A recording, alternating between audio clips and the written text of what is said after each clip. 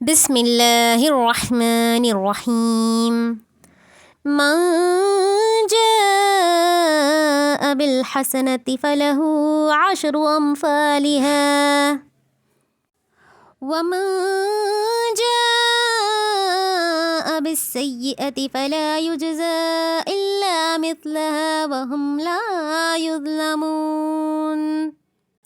جو شخص وہاں ایک نیکی لے کر آئے گا تو اس کے لیے 10 گناہ ہوگا، اور جو شخص ایک برائی لے کر آئے گا تو اسے بس اس کے برابر ہی سزا دی جائے گی اور ان پر ظلم نہیں کیا جائے گا۔